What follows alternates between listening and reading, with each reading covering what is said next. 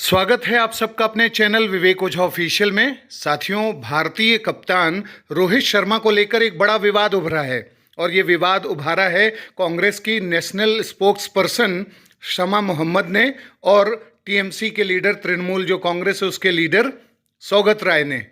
और इसमें शमा मोहम्मद का नाम सबसे प्रमुख है क्योंकि उन्होंने साफ तौर पर अभी कहा है एक पोस्ट में कि रोहित शर्मा मोटे हैं, फैट हैं, ओवरवेट हैं और उन्हें अपना वजन घटाना चाहिए। और उन्होंने अभी तक इतना अयोग्यतम कप्तान नहीं देखा, यानी अभी तक जो सबसे अप्रभावी, निष्प्रभावी कप्तान रहा वो रोहित शर्मा है। ऐसा बात उन्होंने पोस्ट किया। इसके बाद उन्हें ट्रोल किया जाने लगा।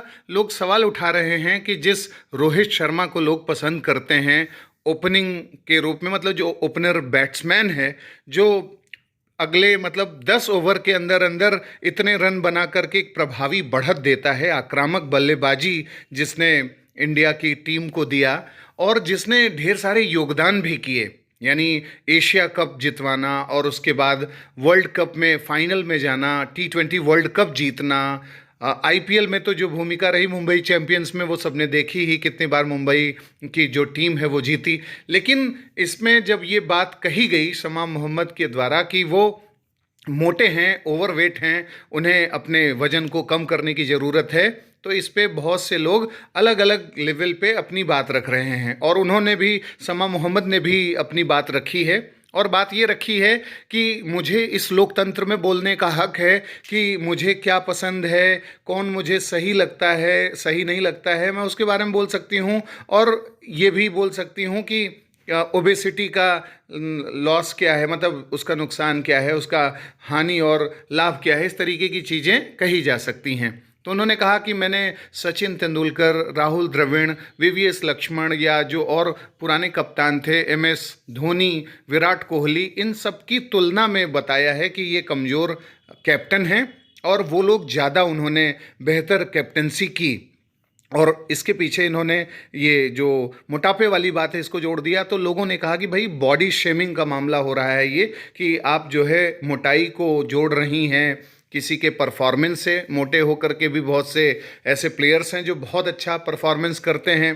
लेकिन ये बात सही है कि स्पोर्ट्समैन के जो लेवल हैं ओबेसिटी के, वो सब उनके परफॉर्मेंस पर असर तो डालते ही हैं। लेकिन जिस तरीके से उन्होंने कहा कि भाई ये अप्रभावी हैं, मतलब सबसे अयोग्यतम अब तक के कप्तान रहे हैं, ये बात लोगों को हजम नहीं हो रही है कि रोहित शर्मा ने कैप्टनसी कैसे नहीं अच्छी करी और इतने बढ़िया बढ़िया जो परिणाम दिए, क्या वो सब झूठे हैं। तो इनकी बातों पर सवाल उठाया जाने लगा। फिर इन्होंने एक अपोलॉजी तो नहीं कहेंगे, इन्होंने एक क्लैरिफिकेशन दिया। क्लैरिफिकेशन में कहा कि भाई मुझे ये सब बोलने का हक है और मैंने कोई निगेटिव सेंस में ये सब बातें नहीं कही हैं और उन्हें अपने जो है मोटापे में कमी करने की ज़रूरत है। भारतीय प्रधानमंत्री ने भी अभी कुछ समय पहले ओबेसिटी के जो नेगेटिव कॉन्सिक्वेंसेस हैं उन सब के बारे में पूरे दुनिया को बोला। मन की बात में इस बात को कहा था कि कैसे लोग जो तला भुना ज़्यादा खाते हैं, स्पाइसी खाते हैं और ओबेसिटी एक प्रॉब्लम के रूप में बढ़ रहा है, उसमें कमी की जानी चाहिए। और इसके चलते कुछ लोग इस पॉइंट को आधार बना करके कह रहे हैं कि क्या शमा मोहम्मद ने जो ये बात कही ओबेसिटी वाली, वो कहाँ तक गलत है, क्योंकि भारतीय प्रधानमंत्री ने भी तो इस तरीके की बात कही। तो ये मुद्दा उभरा। और हाल के समय में एक और मुद्दा सामने आया है सुनील गावस्कर का। सुनील गावस्कर ने नासिर हुसैन और माइकल आर्थटन का क्रिटिसिज्म किया है इस मुद्दे पर, क्योंकि ये लोग कह रहे हैं कि चैंपियंस ट्रॉफी में भारत को लगातार लाभ मिल रहा है दुबई में खेलने का।